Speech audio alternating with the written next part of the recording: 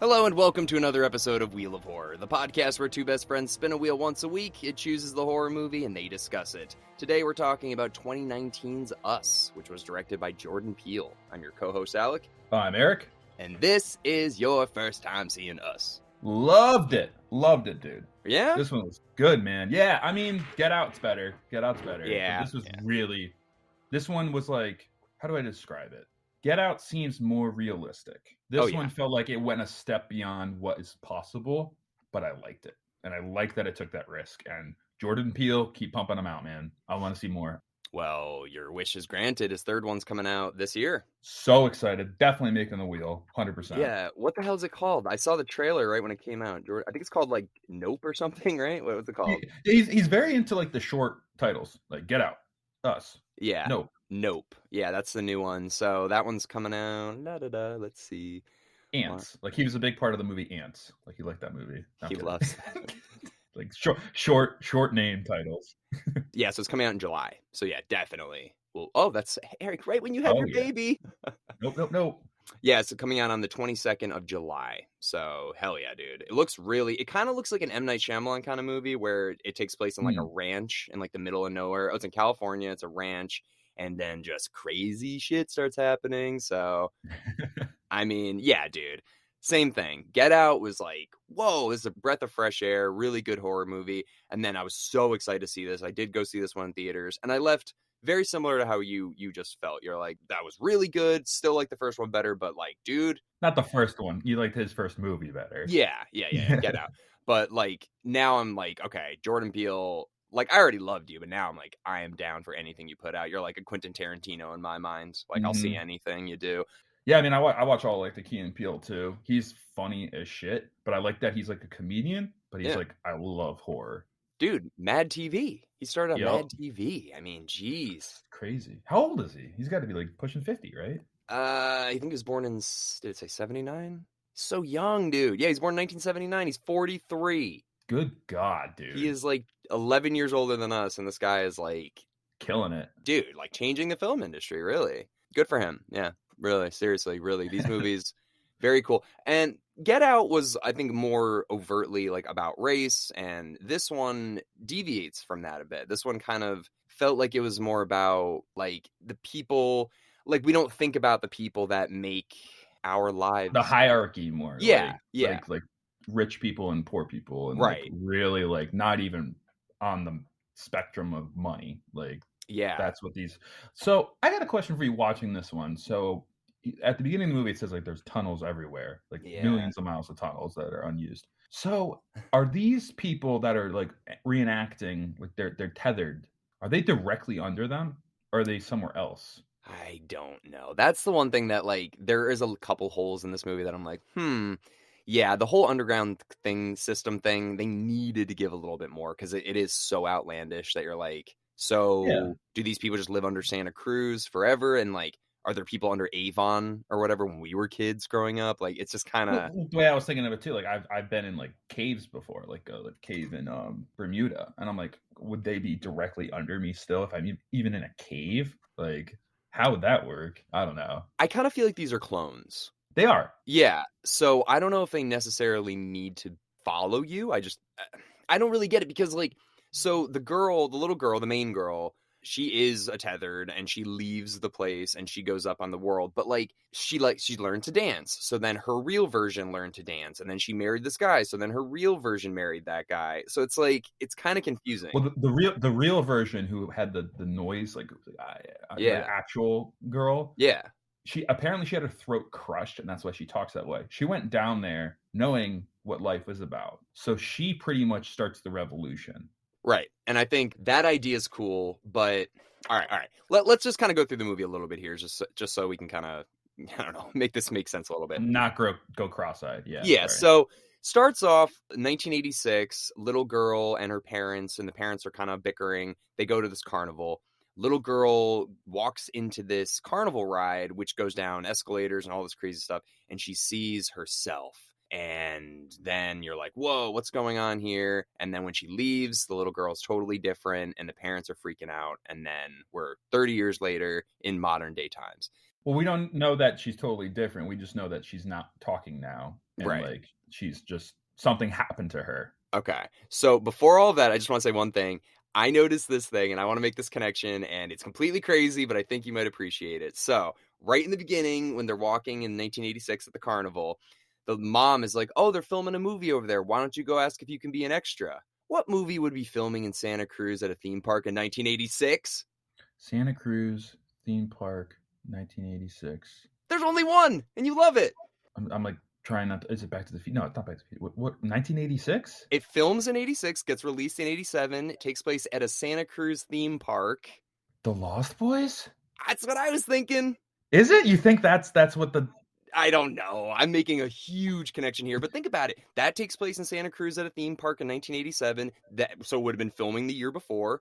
And Jordan Peele, I don't know. This takes place in Santa Cruz in the 80s for some reason. So I don't know. I was just kind of making this huge, obscure kind of connection, but that'd be kind of cool if that was real.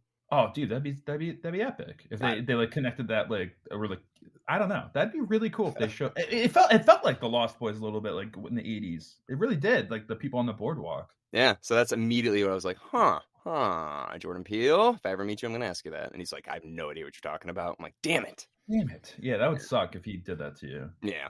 So anyway, so now we get to modern times. We're with Lupita Nyong'o and her family, and fun little dialogue. Like, that's the stuff we like from Jordan Peele. It's actually funny, the way they talk to each other. And like this family is a great family. It's a great like movie family because no matter what they go through, they still like are a family and they still talk to each other like they would, and that's what I loved. Oh yeah, dude, that scene where they're like fighting over who's gonna drive the car and they're like debating like I had the highest kill count. It's like I killed myself, like sort of thing. Like I like the kid in like the Chewbacca mask or whatever that is, like a werewolf mask or something, and he's just like he puts it on like as they're about to go like fight, and the sister's like, "What are you wearing the mask for?" It's like, and he's like, I don't know, like I just love that scene. Yeah, the whole time I'm watching it, I'm just kind of like waiting for the little jokes in between the horror moments. But yeah, Jordan Peele really knows how to play that line where you can get that tension relieved from just having those little moments of dialogue. Right. Yeah, so they go on the vacation. Now here's where I start to kind of question things.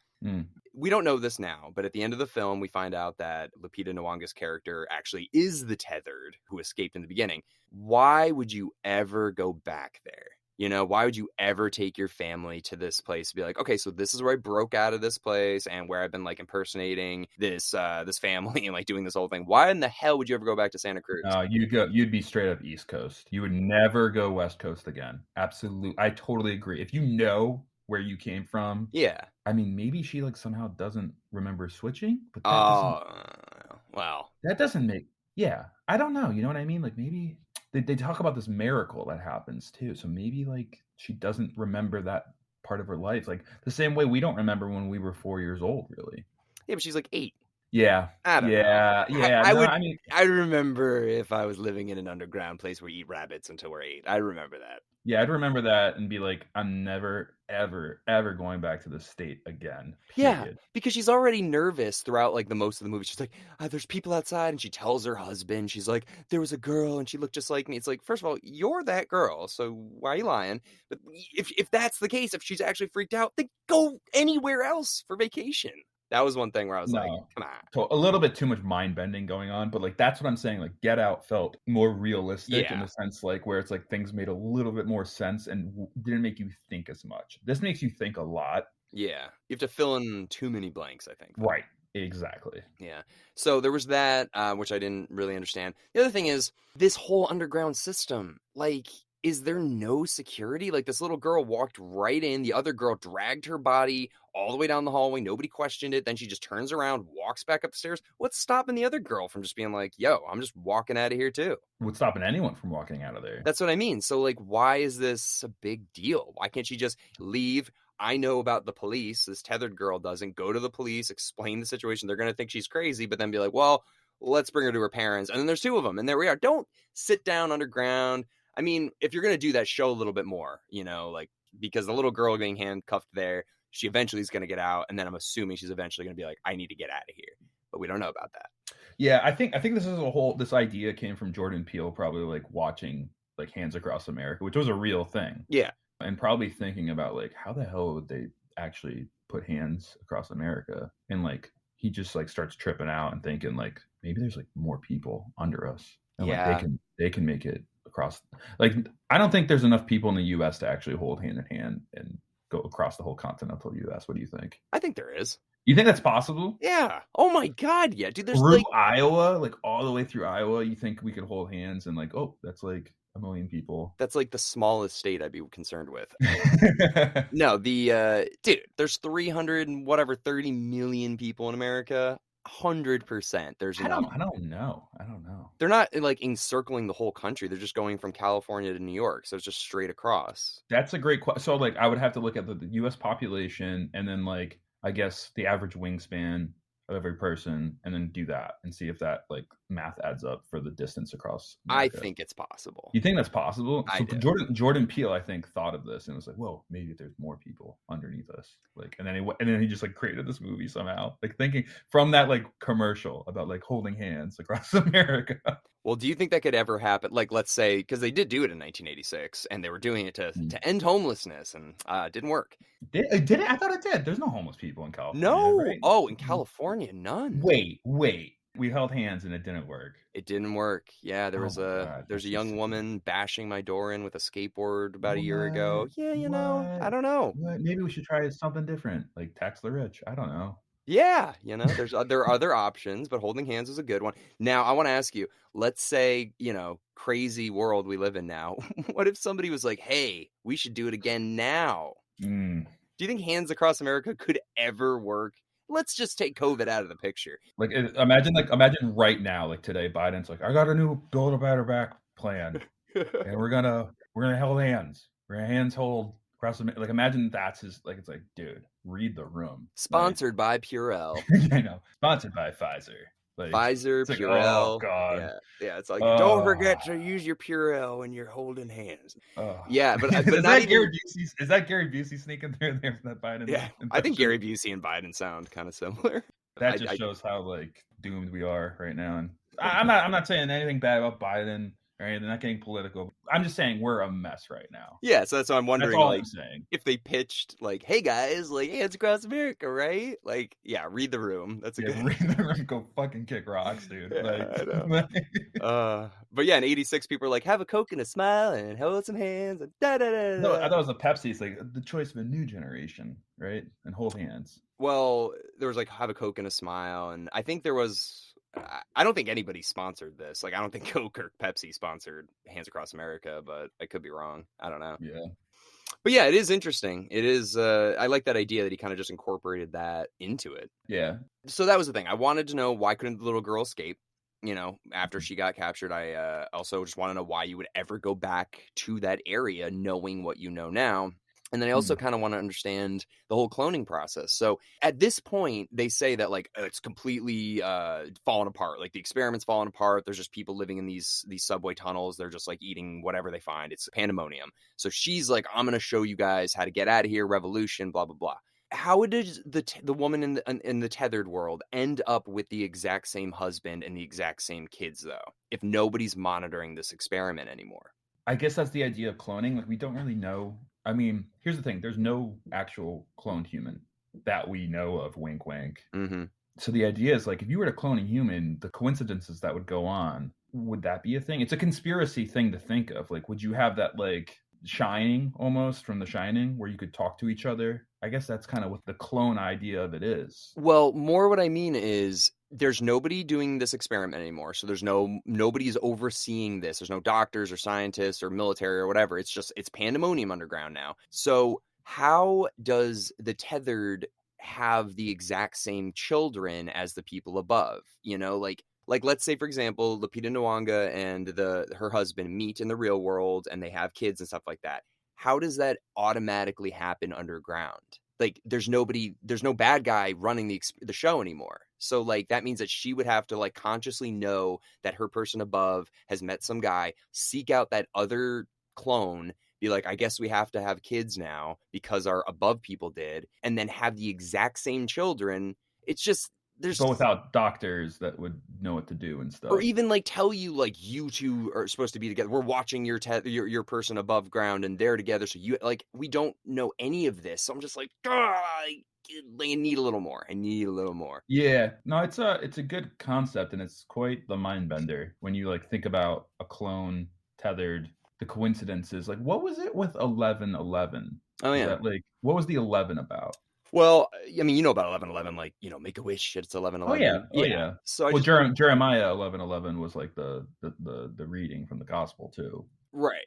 And also, like, I think it's the only time where the two numbers are ever together. Like, it's all the same number. It's the only time, There's not like, oh, that's not true. No, wait. Yeah, I was gonna say, dude. Yeah, dude. There's like a.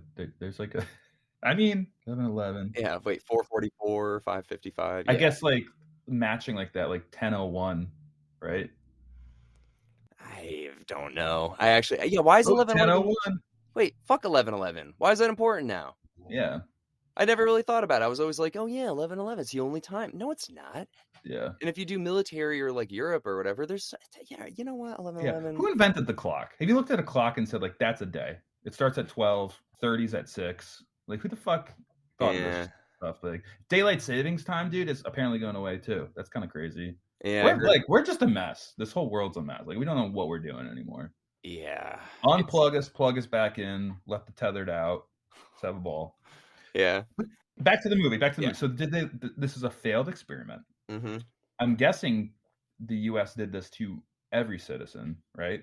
Assumingly, I guess. Because the Hands Across of America, you would need to do a ton of people, not just like a core group of people from Santa Cruz. Like they did the whole continental U.S. Assuming, yeah. So like it's failed and whatever. Did they just like, all right, all the doors to the tunnels, close those and lock it? They didn't even do that though. That's the thing. It's like the escalators are still working, so like there's still power going to these places. There's power on down there.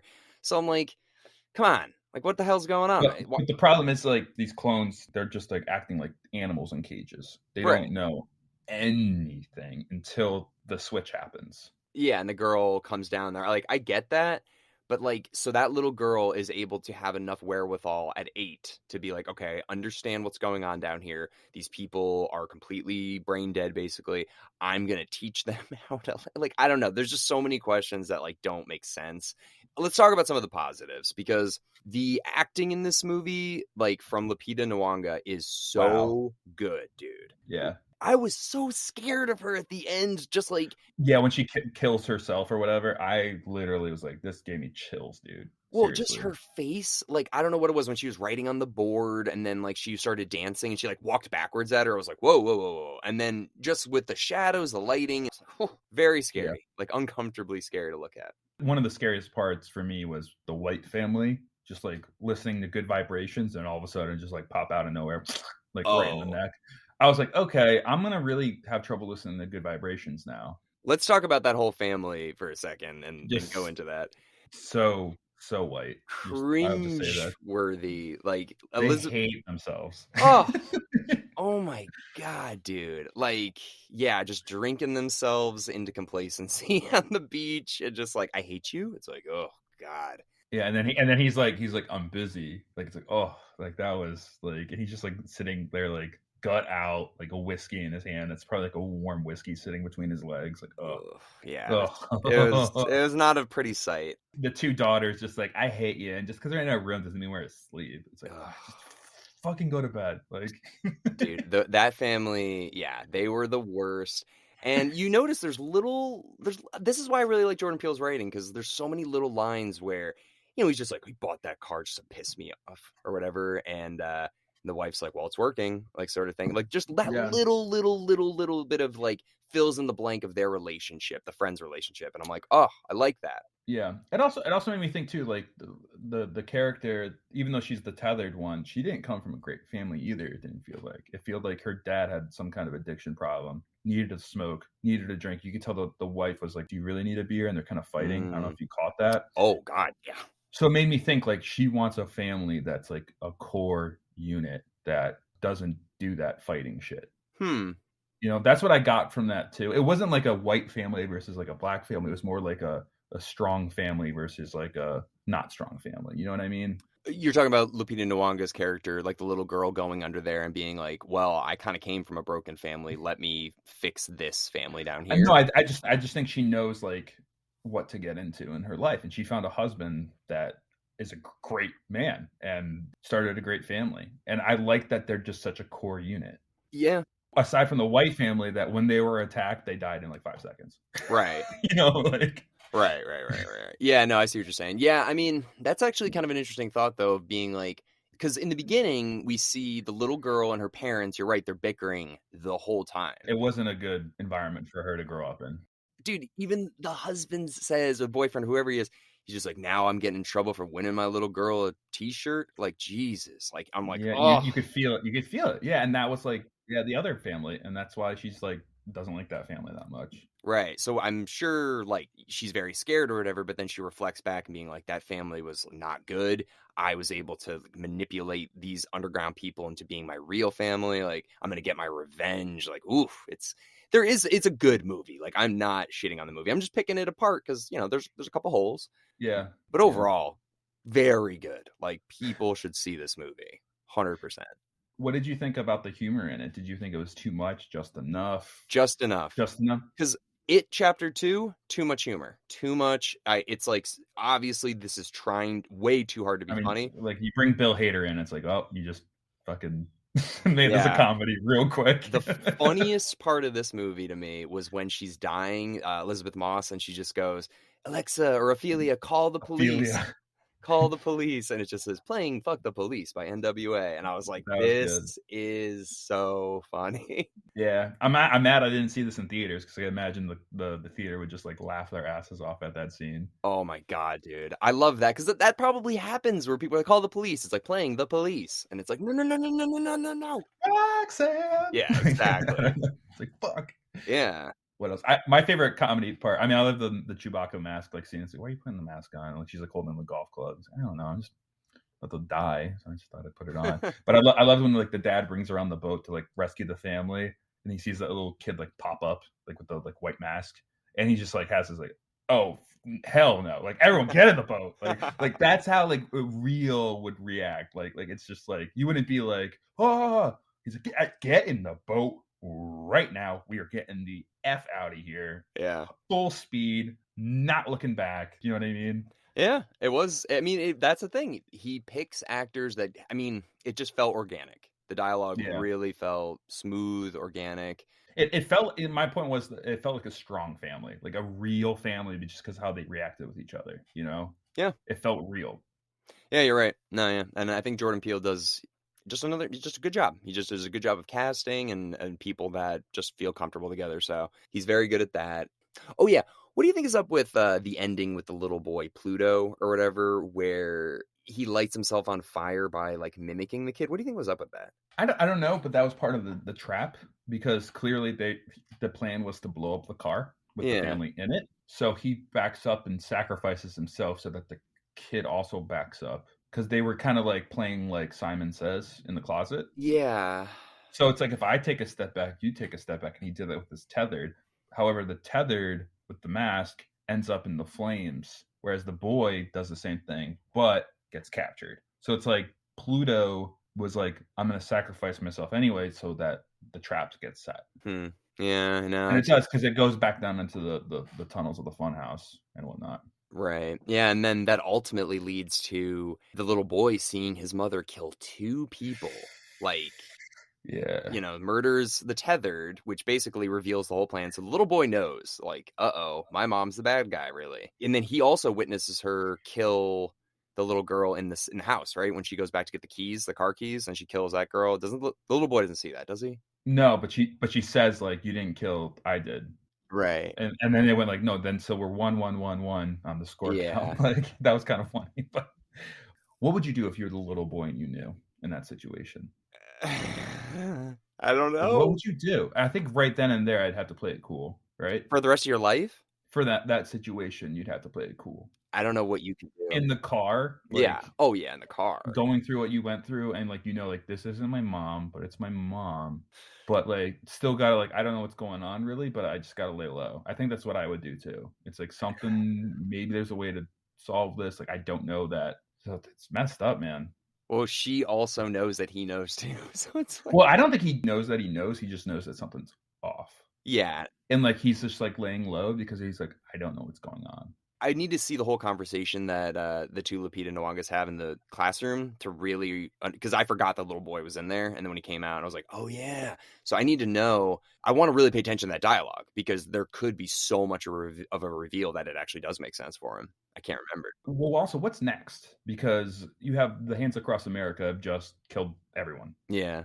And the tethered are coming back. So is she the one exception where they're going to be like, you saved this whole tethered civilization. You're going to live with your family. Is she going to be like queen now? I mean, I imagine she's the queen, like kind of. No, dude. I feel like the tethered would hate her. They're like, you turned your back on us. Well, but I think this is all part of the plan for her to get a real family. And I don't know, man. Well, the little girl wanted to. The little girl was the malicious one. It wasn't like, I don't know. Yeah, I know. There's so many. I'll have to rewatch this one again for sure because there's a lot there. I also like the Hands Across America T-shirt and how that became like such like a symbol. Like she wore that under the Thriller shirt, remember? Mm-hmm. And like that became like a shrine with all the tethered with their handprints and stuff. Yeah, there's so much going on here. That's the thing. I don't know, watch like a YouTube like breakdown video, be like, look at the rabbits. There's like 48 rabbits. There's 48 states at the like whatever. I don't know this. Well, if you saw that there was all white rabbits and then one black rabbit. Yeah. So it's like one outlier. Mm-hmm. Yeah, and there's also a lot of you see like the red frisbee falls exactly onto the blue spot and it lands perfectly. So yeah, there's a lot of I can't even say the word. You know what I'm saying? Coincidences. Yeah. More than anything. She feels it. And it's like, I feel all these coincidences. It's like, then why aren't you getting out? Like, why did you like exactly to your point? Like you would never go there. No. That's going back to the worst place you could ever go. I want to ask you though, because this movie basically is all about doppelgangers, the idea of like, there's two of you, you're a clone, blah, blah, blah. Like, imagine you met yourself. Brad Pitt, yes, of course, my doppelganger. But like a version of yourself that is not as smart as you, but physically way stronger than you. It'd suck. That guy must suck. Because like you're a big dude, you're a strong guy. Like, imagine you meet a guy that's like been like in the basement eating rats and stuff, for years, and he just doesn't give a shit about anything. And then he meets you, and you're like, I work at ESPN, and then he just like breaks your arm. I remember one time we were at a rugby tournament in DC, and Kronk, you know him, big dude. We saw his doppelganger, like hard, where to the point where they both pointed at each other, and we got a picture of each other with them, like because it was two like these two look exactly the same. They had the same haircut. They're the same size. It was like true doppelganger, and they were laughing their asses off. Like I've never met anyone who looks like me this much. And they all took pictures and shit. It was unreal. Well, I want to see the picture because I know Kronk. Yeah, I'll send it to you. It's pretty crazy. But super quick before we wrap up, have you ever heard of the documentary on Hulu? It's like Three of Us. Have you ever heard of that one? No. Whew. Okay, really quick, just sum this up because this is kind of like Us a little bit. Dude, there was an experiment in like the 60s or 70s where they had triplets and they took them, dude, and they separated them from their families and they put them in three different families, a poor family, a middle-class family, and a wealthy family. And they would observe them over years or whatever. And then they ended up bumping into each other at a college. And it was like this huge thing. We're like, what the hell? So they go on the TV in like the 80s and they're like, I met my long lost brother. And all of a sudden they do all these blood tests and they find out they actually are brothers. And then the third brother sees it on the TV and he's like, what the heck? So they all get on TV and they find out that there's this experiment going on where they were separating these kids. It's a documentary on Hulu. Is this a real documentary or this really happened? Way. Yes, it did. No way. Dude. No way. Yeah. It's a documentary. Did someone okayed that to happen? Apparently, there was a bunch of families. Yeah, it got shut down. It's down now, but I'm not a conspiracist, man. I'm really trying not to be, but like there's shit that happened in the 60s and 50s that like, straight up, we don't know anything, man. Like, dude, for real. Like, I'm probably a clone. Yeah. You know, I had a moment when I did Ancestry.com. I'm like, oh yeah, let me see my heritage, and I sent it in, and like the moment I dropped it in the mailbox, I was like, fuck, they're probably gonna clone me, aren't they? I'm in that database now for sure, forever. Yeah, and that's the kind of funny thing. My DNA is like somewhere where someone's gonna take it and like make more Erics, which no one needs. No one needs. That's how they trick us. I mean, that's literally Yeah. it. They're like, hey, like a stupid fun app, you could find out where you're from, and you lick a thing and you send it in. They're like, sweet, now we can make a clone of them. There was a comedian who said like something like, yeah, I'm not giving China my data, this and that, and like TikTok's like, scan your face and see how old you'll look in 50 years. It's like, oh yeah, let me scan my face, and now like China has your face. It's like, you know, like, I mean, it's real that everybody just tricks us. You know, it's just. Oh yeah. Oh, we're just sheep, man. We're sheep in the fields. That's why when YouTube's always like, which of these like you like this soap brand or GBG? And I'm just like, skip. I'm never answering this. Is there a conspiracy theory you believe in like wholeheartedly? I mean, this is like, I know for a fact this. I have two. I'll say real quick. I don't want to wrap up, but I don't want to talk about mine on here. But yeah. Okay. One, Epstein definitely didn't kill himself. Oh yeah. I feel like that's not even a conspiracy, but yeah. No, that's like the fact. Two, I'm gonna say this. Call my bluff, people in the future. Robert Redford is Brad Pitt's. I brought up Brad Pitt twice. Robert Redford is Brad Pitt's father. Period. I know that for a fact. It's also not really a conspiracy. It's just kind of like, it is in Hollywood, dude. It is. Why hide that though? Who cares? I don't know. That's just my gut feeling. I'm like, they're related. I look at them. I look at young Robert Redford. I'm like, dude, there's no way there's not like genes involved there. I mean, they do look very similar, but it's just like, why is that a conspiracy? It's one I care about, though. I have one that I firmly believe, and I think is real. I think that the U.S. government had Anton Yelchin killed. The actor who was in Star Trek, I think that Range Rover crushed him, and I think that was a conspiracy. I think that there's... For real? Are you joking? No, I'm serious. Something happened. It'd be messed up if you're joking. Like, oh, dude, that's kind of fucked up. No, I seriously, I think something happened there. I think something nefarious happened there. It seems very strange, the sets of circumstances, and it also kind of got brushed over quickly. So Anton Yelchin, something's up. I don't know. My other one, we'll talk off the air. Yeah, we'll offline. We'll offline. Yeah. we don't want to get taken out either from like, you know. No. So us, what would you give us at a 10 Keanu's? I think I'm probably give Get Out a 9.2. So I'm gonna give this a nice 8.6. Yeah, it deserves it. It deserves it for how risky it was. So yeah, 8.6 Keanu's. I'd give it for sure. I think the 8 is fair. Yeah, it's, you know, there are some holes that need some explaining, but overall it's very original, very cool, super well acted, and again, Jordan Peele's second movie, it's very close to his. There's also the sophomore curse. You hit it out of the park your freshman movie. This is a sophomore. It's all about junior year, though. We all know that, right? I mean, I don't think that, like, you look at like M. Night Shyamalan, people are like, Unbreakable wasn't as good as Sixth Sense, but again, I think Jordan Peele is. I'm ready for Nope, dude. Yeah, let's go. Let's go. Yeah, that's what I'm saying. Well, we'll definitely cover that in July or so. But we've got our last movie, Eric. Can you believe it? I can't believe it. It's amazing. I love that we're just banging out these wheels, dude. Sick. And another wheel whipped into a dumpster and lit on fire. So now, get out of here. Get out. Take care. Brush your hair. Is that a thing? There's some guy from Brooklyn. That's another thing. This movie reminded me of Coney Island a lot. But there's this guy on Instagram or something that does like a take care, brush your hair at the end of all his videos. Big fan of him. I'm sure there's T-shirts out there somewhere. All right, well, we've got our last movie. That'll be Ed Wood, and that will be with Joe Testa. So he's wrapping up the wheel with us. He started the wheel. Oh, wow. Really? Because he did Dark City, right? Dude, poetry. It's like 11:11 right there. Oh, my God. Well, everybody, thank you so much for listening in. If you haven't had a chance yet, we had... yesterday was our St. Patrick's... No, Jesus. I can't do this, man. Yeah, you're a mess, dude. Pick your shit up. I can't do the ending. Get your shit together, dude. Pick it up. Yeah. Friday, we had Adam Project, and on Thursday, we had The Hole in the Ground. So check that out. And then I don't know what's actually coming out this Friday for Fresh Film Fridays, but it'll be something cool and fresh. And last thing, happy spring, everyone. Yeah. Yeah.